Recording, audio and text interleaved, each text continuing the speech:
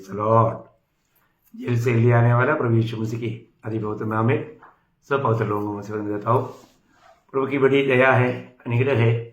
प्रभु ने और भी एक दिन और अवसर हमें दिया। हम लोग पिछला दिनों में कई बातें एक एक विषय के ऊपर सीख रहा था। वास्तव में हमने जो भी प्रभु ने हमें सिखाया वो सीखा है कि नहीं, हमारे जीवन में लाने में हम लोग विजय हुआ है कि नहीं, ये बात को जानना बहुत जरूरी बात है। और हमने जो भी बात सिखाया अगर नहीं सीखा तो प्रभु को कितना दुख रहेगा। आज बहुत लोगों का एक स्वभाव है, सिखाता है लेकिन सीखता नहीं। आपको मालूम है जब प्रभु यीशु मसीह ने मत्ती के सुसमाचार 13 अध्याय में स्वर्गराज्य के बारे में 7 दृष्टांत कहा। 7 दृष्टांत कहने के बाद में आखिरी में प्रभु चेलों को पूछने वाले एक शब्द मत्ती 13 अध्याय का 51 वचन में हम पढ़ता है, क्या तुमने ये सब बातें समझी? क्या तुमने ये सब बातें समझी? मतलब सब बातों को समझा है क्या? जब तक समझेगा नहीं तो कुछ फायदा नहीं। अभी हमने उद्धार का बारे में सुना, नया जन्म के बारे में सुना, पवित्र आत्मा का बारे में सुना। ओ से सब्जेक्ट वाइज एक एक विषय को जो सामान्य रीति में समझने के लिए लोगों को नहीं होता वो हमें बहुत सरल रूप में वचन के द्वारा आपको समझाया।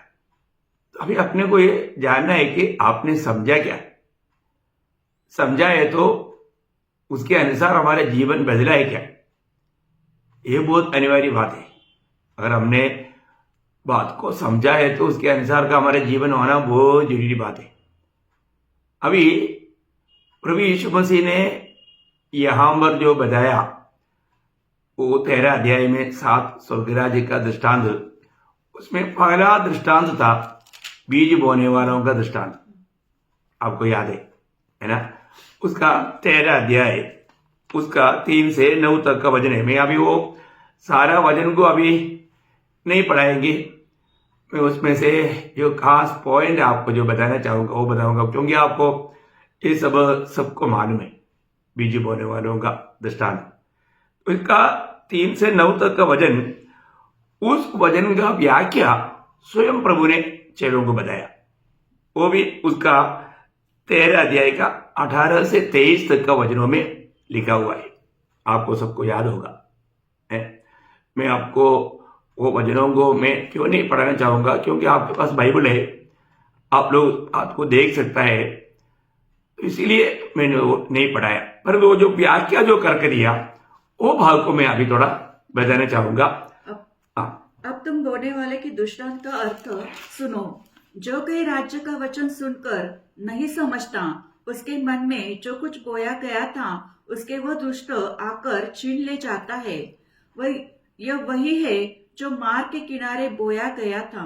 और जो पथरीली भूमि पर बोया गया वह यह है जो वचन सुनकर तुरंत आनंद के साथ मान लेता है, पर अपने में जड़ न रखने के कारण वो थोड़े ही दिन का है।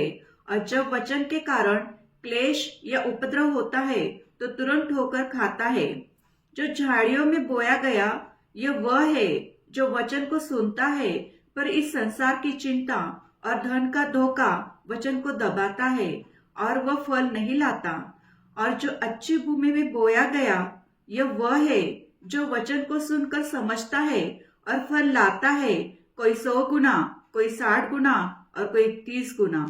अभी यहाँ पर विषय आपको समझने में बहुत सरल है, मैं इसलिए उसको पढ़ाया। अभी विषय क्या है कि जब हम प्रभु का वचन सुनता है तो जो समझने वाला जो है वो 100 गुना, 60 गुना, 30 गुना फल लाता। परंतु अभी आप देखिए यहाँ पर बीज एक ही है, बीज में कोई फर्क नहीं, परंतु वो जो गिरने का जगह जो है वो 4 अलग अलग जगह है। उसके अनुसार है वो फल का बात। कुछ सड़क पर गिरा, कुछ पत्थर के ऊपर गिरा, कुछ झाड़ियों के बीच में गिरा। ये तीनों स्थान का फलदायक नहीं बना, परंतु सिर्फ जो अच्छा जगह पर जो गिरा वहां पर ही फल आया। अब इसका मतलब क्या है कि वो अच्छा जगह कौन सा है, जिन्होंने वचन सुनकर समझा या उस वचन को ग्रहण कर पाया। ये बहुत बड़ी बात है। आज मान लो लोग प्रभु की उपस्थिति में आता है, प्रभु का वचन सुनता है, कई बार लोग बोलता है बहुत अच्छा वचन था, परंतु वो अच्छा वचन है करके उन्होंने मार्क डाला, परंतु उन्होंने वचन समझा नहीं, उनके जीवन में वो वचन आया नहीं। वो वचन कहाँ गया है ना। आज बहुत से लोगों का अवस्था वो सड़क पर गिरा हुआ वो बीज समान है, क्योंकि वो वचन उन व्यक्ति के जीवन में वो लाभदायक नहीं बनता। आपको मालूम है जब उसका 13 अध्याय का 4 वचन में बोलता है कि बोते समय कुछ भी बीज हाँ। मार्ग के किनारे गिरे हाँ। और पक्षियों ने आकर उन्हें चुग लिया। देखिए पक्षियों ने आकर के उसको उड़ा कर लेकर गया। देखा, पक्षियों ने आकर के उड़ा ले गया। अभी आपको मालूम है यहां पर जो बोला वो पक्षी कौन है, उसका व्याख्या करने के टाइम पर उसका 19 वचन में यीशु मसीह ने बोला वो दुष्ट। वो दुष्ट। देखा प्रियो, वो दुष्ट। देखा, वो पक्षी कौन है, वो दुष्ट है। इवन मैं एक बात आपको बताना चाहता हूं, हमारे जीवन में हम लोग बात करने के समय में तक हमारा शब्दों को हमें कितना ख्याल करना चाहिए। शब्द तक हमारे लिए धोखा बन सकता है। अगर हम जो अधिक बात करेगा, एक बार यीशु मसीह ने यही पहाड़ी उपदेश में उसका 5 अध्याय का 37 वचन में कहता है, परंतु तुम्हारी बात हाँ कि हाँ या नहीं कि नहीं हो, क्योंकि जो कुछ इससे अधिक होता है वो बुराई से होता है। मतलब दुष्ट से होता है, बहुत दुष्ट से होता है करके लिखा है, शैतान की ओर से। शैतान की ओर से होता। देखो इसका मतलब क्या है कि हमारा बातों में तक हमें कितना सावधान रहना चाहिए प्रियो, है ना। हम लोग कितना प्रभु के आत्मा का अगुवाई में होकर मतलब शब्दों को कहना, क्योंकि हमारे शब्दों का भी न्याय है। मतलब 13 अध्याय का 26 वचन में वो बात प्रभु ने बताया है। जब अंकुर नहीं, वो 12 अध्याय का 26, सॉरी। यदि शैतान ही शैतान को निकाले तो वह अपना ही विरोधी हो गया है। नहीं, तुम्हारा मुंह से निकलने वाला हर एक शब्द। और मैं तुमसे कहता हूँ कि जो निकम्मी बातें। कौन सा शब्द है? वही 36। 36।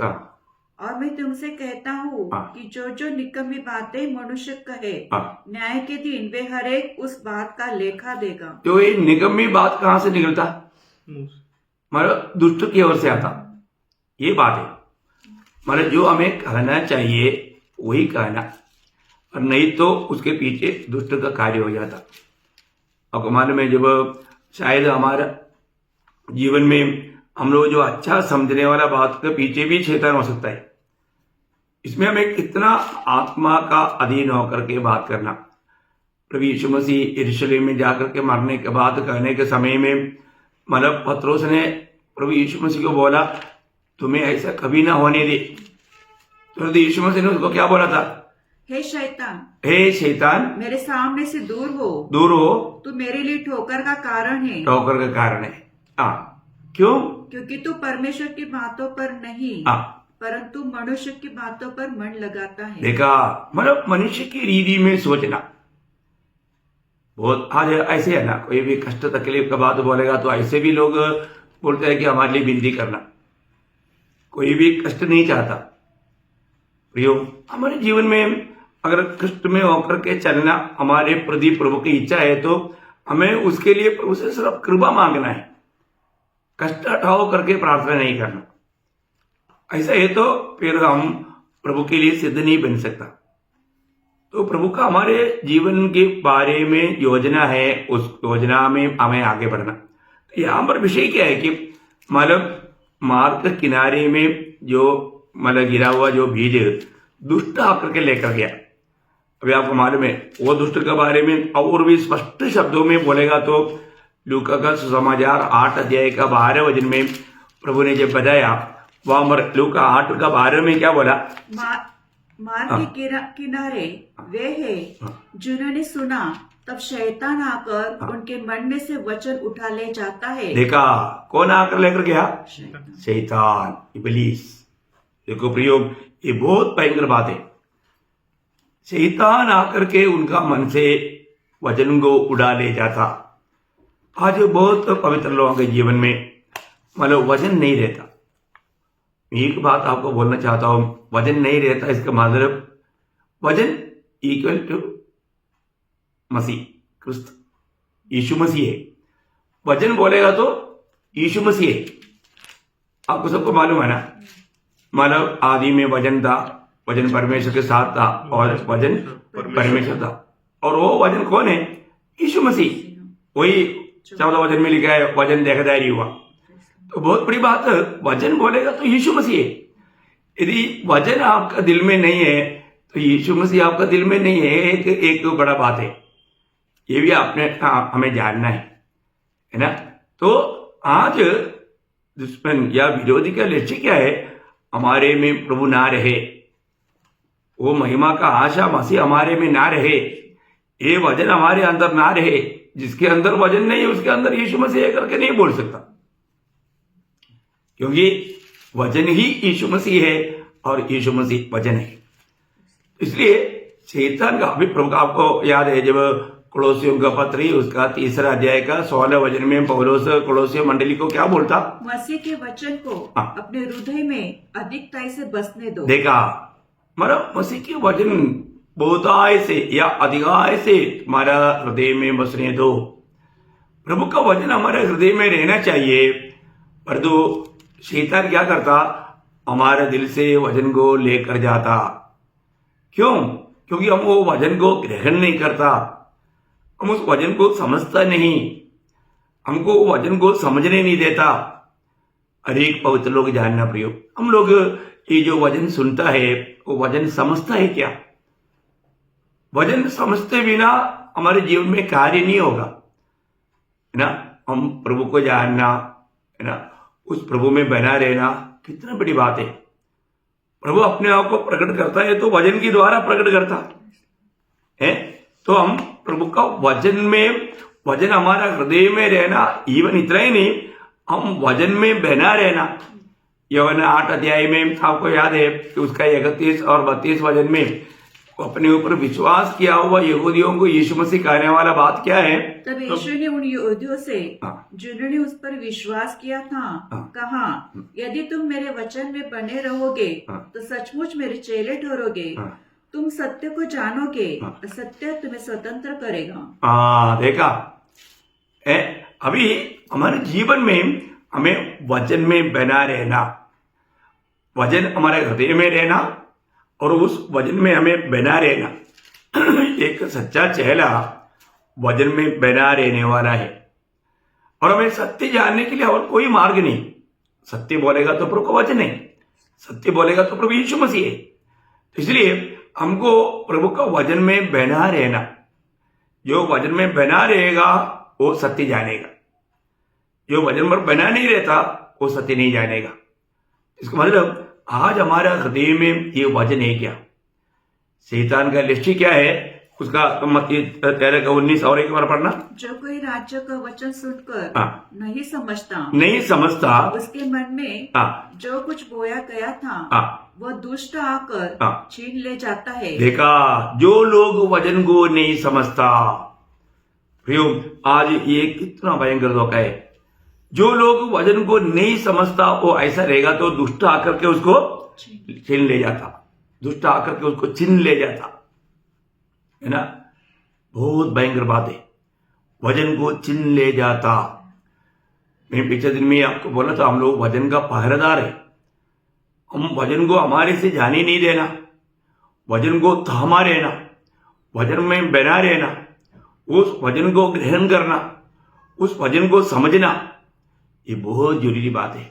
पर आज हम वचन को नहीं समझेगा। ये सब प्रभु का अनुग्रह है कि प्रभु हमको, क्योंकि प्रभु को भी जानना है तो वचन जानना है ना। प्रभु हमको समझाएगा तभी हम वचन जान सकता। जब यिर्मयाह 11 का 18 वचन आपको याद होगा, प्रभु समझाएगा तभी हम समझ सकता, है ना। ये एक बड़ा अनुग्रह है, बड़ा कृपा है ना।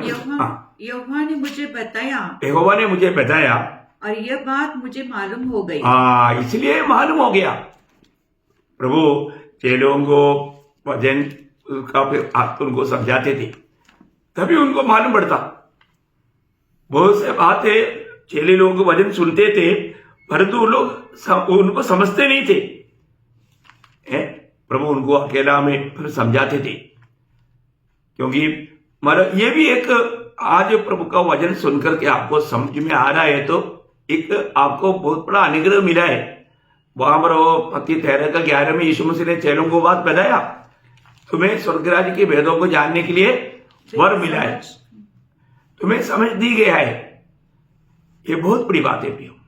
हमारे जीवन में हम प्रभु का वचन को समझना, अभी प्रभु चाहता है कि हम प्रभु के लिए एक फलदायक जीवन बिताए। ये फलदायक जीवन कब होगा प्रियो? हम प्रभु का वचन को समझने के द्वारा होगा। अभी वीडियो होने वाला दृष्टांत बहुत लंबा है, मैं आपको शॉर्ट में मतलब आज भी आप समझ रहे हैं क्या? वही बात है मैं आपको पूछना चाहता हूं, है ना। नहीं समझेगा तो समझा, जिन्होंने समझा उनके जीवन में क्या हुआ, हमने वो दृष्टांत में पढ़ा था 13 अध्याय का 23 वचन। जो अच्छी भूमि में बोया गया ये वह है जो वचन को सुनकर समझता है, वचन को सुनकर समझता है और फल लाता है। फल लाता है। देखा, बहुत बड़ी बात है, वचन को सुनकर के फल लाने वाला अनुभव। प्रियो, प्रभु हमें मतलब दुनिया से अलग करने के पीछे उद्देश्य फल लाना है, फल लाना है। पर आज भी बहुत से लोग प्रभु में आया, उधार पाया, लेकिन फल नहीं लाता। क्यों? क्योंकि वो लोग प्रभु का वचन को समझता नहीं, उस वचन को सही रीति में ना समझने के कारण वो लोग एक फलदायक जीवन नहीं बिता पाता। मैं हर एक पवित्र लोगों को विनती करता हूं, अपने आप को परखो, मेरे जीवन में मैं प्रभु का वचन को समझ पा रहा है क्या? मैं उस वचन में बना रह पाता है क्या? मैं उस वचन में चल पा रहा है क्या? जब तक आप वचन को समझेंगे नहीं, आप एक फलदायक जीवन नहीं बिता सकता, आप सत्य को नहीं जान सकता, आप एक सच्चा चेला बनकर रह नहीं सकता। आपको मालूम है यूहन्ना 15 अध्याय का 8 वचन में यीशु मसीह ने बोला, मेरे पिता की महिमा इसी से होती है कि तुम बहुत सा फल लाओ, तभी तुम मेरे चेले ठहरोगे। देखा, तभी तुम मेरा चेला ठहरोगे, तभी तुम मेरा चेला ठहरोगे। प्रियो, प्रभु का वचन को समझेगा तब फल लाएगा, बहुत से फल लाएगा। बोलेगा तो 100 गुना फल ला सकता है। तो 100 गुना फल लाने वाला अनुभव प्रभु हमारे में चाहता। पर तो आज बहुत से लोग इतना सुंदर वचन, ये वचन कितना बड़ा कार्य हमारे जीवन में करता है करके आपको मालूम, क्योंकि अविनाशी वचन है। ये वचन जीवन को बदलता, नया जन्म देता, ये वचन सृष्टि करता, नया सृष्टि करता, ये सब वचन करता है। वचन के द्वारा सब कुछ सृष्टि हुआ। तो प्रभु का वचन को हमें समझना प्रियो। ये वचन आज हमारे हृदय में है क्या? मैं आपको बताऊं, आज बहुत भक्तों का प्रार्थना था कि प्रभु क्यों नहीं सुनता मालूम? वही यूहन्ना 15 का 7 में लिखा है कि यदि तुम मुझ में बने रहो और मेरा वचन तुम में बना रहे तो जो चाहे मांगो और वह तुम्हारे लिए हो जाएगा। देखा, तुम जो भी अभी देखा, ये वचन अगर हमारे हृदय में है तो प्रभु कहता है तुम जो चाहो वो तुम्हारे लिए हो जाएगा। बोलेगा तो तुम्हारा प्रार्थना सुनेगा। आज बहुत लोगों का प्रार्थना प्रभु नहीं सुनता, कारण उनका दिल में वचन नहीं, उनका जीवन में ये वचन नहीं, या वो वचन के अनुसार नहीं जीता, वो वचन पर बना नहीं रहता। प्रियो, आज हम सुनने वाला वचन को हम समझ पा रहे हैं क्या? आप जरूर वचन पढ़ता होगा। मुझे भी कई लोगों ने बोला कि मैंने प्रभु का वचन पढ़ा लेकिन मैंने कुछ समझा नहीं। प्रियो, ये समझना कितना जरूरी बात है। प्रभु का वचन, इसलिए प्रभु ने मंडली जीवन दिया। आपको जो बात अगर नहीं भी समझा, आप मंडली में अगुवाओं को पूछेगा तो आपको समझाएगा। प्रभु ने उसके लिए उनको रखा है। ये बहुत बड़ी बात है। अगर एक व्यक्ति बाइबल पढ़ा बोल करके समझना कोई जरूरी नहीं है ना। आपको याद होगा जब एक बार वो खोजा रिद में बैठ करके वचन पढ़ रहा था, तब वो प्रभु ने देखा, प्रभु ने उनको चाहा, इसलिए प्रभु उनको वो बात को समझाना चाहा। उसके लिए फिलिप्पुस को बोला तुम उस वृद्ध के साथ मिलकर के चलो। तो वो जगह गया, तो वो एशियन भी किताब पढ़ रहा था। आपको मैं ये बात हमारे प्रेरितों का 8 अध्याय में 26 से लेकर के 38 तक पढ़ेगा तो ये संभव आपको मिलता है। लेकिन जब फिलिप्पुस जाकर के वो पढ़ते हुए सुना तो फिलिप्पुस ने उसको एक सवाल पूछा, वो मैं आपको बताऊंगा। उसका 8 अध्याय का 30 वचन। फिलिप्पुस ने उसकी ओर दौड़ा और उसे यशायाह भविष्य वक्ता की पुस्तक पढ़ते हुए सुना और पूछा, तू जो पढ़ रहा है, जो तो पढ़ रहा है, क्या उसे समझता भी है? प्रियो, ये बहुत बड़ी बात है ना। मैं कई बार लोगों को बोलता है कि आपने जो पढ़ा क्या आपने समझा? कई बार उत्तर क्या है ना, वो नहीं समझा। अभी फिलिप्पुस यदि पढ़ रहा है, क्योंकि वो हमारा अच्छा एजुकेटेड आदमी है, वो पढ़ सकता है, परंतु वो समझता नहीं, क्योंकि आत्मिक बात है, समझाने वालों को ही चाहिए। तो अभी आपको मालूम है, मतलब फिलिप्पुस के बिंदी के अनुसार, मतलब खोजे के बिंदी के अनुसार फिलिप्पुस उनके साथ बैठा और उनको उस मतलब वजन के आधार में उनको बताया। उसका 35 से 38 तक पढ़ना। तब फिलिप्पुस ने अपना मुंह खोला और इसी शास्त्र से आरंभ करके उसे यीशु का सुसमाचार सुनाया। मार्ग में चलते चलते वे किसी जल की जगह पहुंचे। तब खोजे ने कहा, देख यहाँ जल है, तब मुझे बपतिस्मा लेने में क्या रोक है? फिलिप्पुस ने कहा, यदि तू सारे मन से विश्वास करता है तो ले सकता है। उसने उत्तर दिया, मैं विश्वास करता हूँ कि यीशु मसीह परमेश्वर का पुत्र है। तब उसने रथ खड़ा करने की आज्ञा दी और फिलिप्पुस और खोजा दोनों जल में उतर पड़े और उसने खोजा को बपतिस्मा दिया। देखिए यहाँ पर इसका मतलब क्या है? वचन समझाने के कारण फल आया। देखा, वचन समझाने के कारण फल आया। नहीं तो वो इथियोपिया तक पहुंचने तक भी वचन पड़ेगा तो खोजे में कुछ भी मतलब रूपांतर नहीं होना था, है? कुछ भी फल नहीं होना था। परंतु प्रभु का अनुग्रह हुआ, प्रभु ने अपना दास फिलिप्पुस को मतलब भेजा और उन्होंने उस वचन सुना, और वचन सुना तो मतलब वो समझ गया। समझने का अर्थ है कि उन्होंने प्रभु यीशु को ग्रहण किया, यीशु मसीह परमेश्वर का पुत्र है करके विश्वास किया। प्रभु की आज्ञा के अनुसार तुरंत बपतिस्मा लेने के लिए वो तैयार हो गया। वो खुद पानी ढूंढ करके बोलता कि देखो यहाँ पर पानी है। देखो कितना बड़ी बात है प्रियो, ये किसके जीवन में है? वचन समझने वालों के जीवन में होने वाला काम है। आज हम कितनी जवान लोगों को या बूढ़े लोगों को भी वचन समझाता है, लेकिन ये वचन उनको समझ में नहीं आता। समझ में आएगा तो देर करेगा नहीं प्रियो। समझने वाला फिर प्रभु का काम करने के लिए देर नहीं करता। बाइबल में जहां पर भी लोगों ने वचन ग्रहण किया, तुरंत बपतिस्मा लिया, वहां पर फल आया। पर तो आज क्या है, मार मार करके मालव पकाता, टेस्ट नहीं रहता प्रियो, वो उपयोग में नहीं आएगा। पर यहां पर हम देखते हैं कि मतलब आज कितना समझाने पर भी समझने के लिए लोगों को उत्साह नहीं, या लोग समझ में नहीं आ रहा है।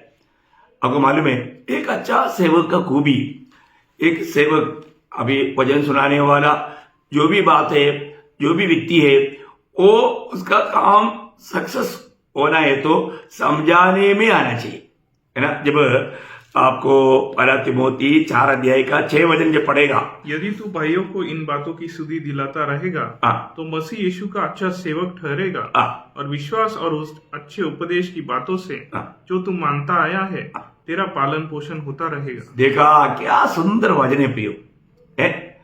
मतलब दूसरे को आप समझाने के लिए काबुल बने, तब आपका भी जीवन कितना धन्य जीवन बनेगा। आज प्रभु का वचन को समझाने में, आज कई लोग सुसमाचार सुनाता है, पर तो सच में सुनने के टाइम पर बहुत दुख लगता है कि वो लोग सुसमाचार नहीं दे रहे, कुछ तो और कुछ बता रहा है? मतलब प्रभु यीशु मसीह के पास आएगा तो तुम्हें बीमार नहीं आएगा, तुझे वो आशीष मिलेगा। वो एक दूसरा समाचार है, दूसरा यीशु है, दूसरे आत्मा का बात है, सुसमाचार नहीं। सुसमाचार को सही रीति में देना कितना जरूरी बात है प्रियो। इसलिए पौलुस तीमुथियुस को बोलता है तुझे क्या करना, और एक बार पढ़िए वचन को। यदि तू भाइयों को इन बातों की सुधि दिलाता रहेगा, सुधि दिलाना या उनको समझाते रहेगा, तो उनको समझाना। प्रियो, हम हरेक बहुत लोग जो उद्धार पाया है, दूसरे को इस उद्धार का बारे में या ये सुसमाचार का बारे में या ये सत्य वचन का बारे में समझाने के लिए आना चाहिए। समझाना तो मसीह यीशु का अच्छा सेवक ठहरेगा। देखा, तब प्रभु का अच्छा सेवक ठहरेगा। आज एक प्रभु का अच्छा सेवक बनना प्रियो। और प्रभु में बुलाहट पाने के बाद मैं एक प्रभु का अच्छा सेवक है कि नहीं, मैं दूसरे लोगों को प्रभु का वचन को समझा पा रहा है कि नहीं। आज कितनी ऐसे विश्वासी है, उपदेष्टा बनना चाहिए, पर तो अभी भी उनको उपदेश सिखाने का जरूरत पड़ रहा है। उनकी आत्मीय जीवन में बढ़ोतरी नहीं, क्योंकि जो वचन सुन रहा है वो समझता नहीं।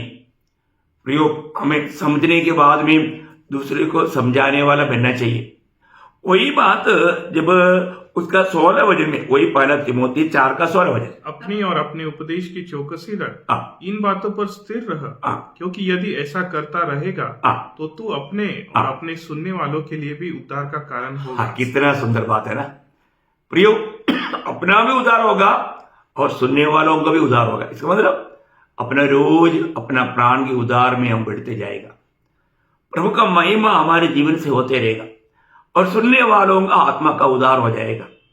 कितना बड़ी बात है? एक अच्छा सेवक का कर्तव्य प्रभु का वचन को सही रीति में काम में लाए। वो बात दूसरा तीमुथियुस में भी लिखा है, दूसरा तीमुथियुस 2 अध्याय का 15 वचन। अपने आप को परमेश्वर का ग्रहण योग्य और ऐसा काम करने वाला ठहराने का प्रयत्न कर जो लज्जित होने न पाए और जो सत्य के वचन को ठीक रीति से काम में लाता हो। बोलने का मतलब सत्य वचन को सही रीति में विवेचित करके उसका सही रीति में सही अर्थ सही प्रकार लोगों को समझाने वाला बने। प्रियो, आज कैसा है?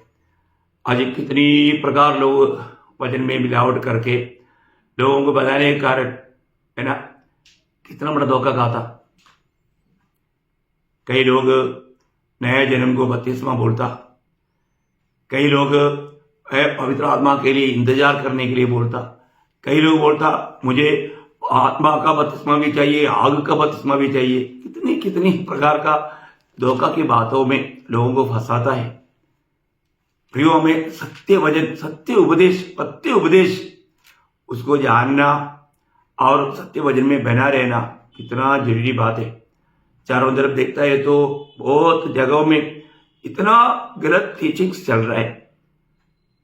इसे बेचकर रहना प्रियो। प्रभु का सत्य वचन को हमें समझना, उसको समझेगा तो जरूर एक फलदायक जीवन, प्रभु के लिए वास्तव में एक फलदायक जीवन बिता सकेगा। तो इसलिए मैं आज आपको एक छोटा सा संदेश देना चाहता हूं। आपने ये वचनों को सुनता है तो आप इस वचनों को ग्रहण मतलब समझे क्या? पिछले दिनों में कई छोटा विषय पर जो कि आत्मिक दुनिया में इतना गलत रीति में उपदेश देता है, वो बातों को सही प्रकार कम शब्दों में समझने लायक आपको बताया। पर ये बताने के बाद में आपने समझा क्या? अभी भी आप प्रभु का घराना का बना है क्या? आज भी एक प्रभु का बेटा बनकर के प्रभु के आगमन की बाट जोने वाला अनुभव आपका है क्या? एक फलदायक जीवन आप बिता पा रहे क्या? प्रियो, ये वचन अगर आप समझेगा तो जहां पर समझा वो लोग 100 गुना 60 गुना 30 गुना फल लाया करके यीशु मसीह ने बताया। निश्चय समझेगा तो प्रभु में होकर के एक फलदायक जीवन बिता सकेगा और फल लाने वालों के द्वारा ही प्रभु का महिमा होगा। तो इसलिए प्रभु को महिमा देने वाला बनकर एक फलदायक जीवन बिताते हुए बात वचनों को सही रीति में समझ करके प्रभु का गौरव करने के लिए प्रभु ये वचनों के द्वारा आप सबको सहायता करे। प्रभु को महिमा मिले। आमीन।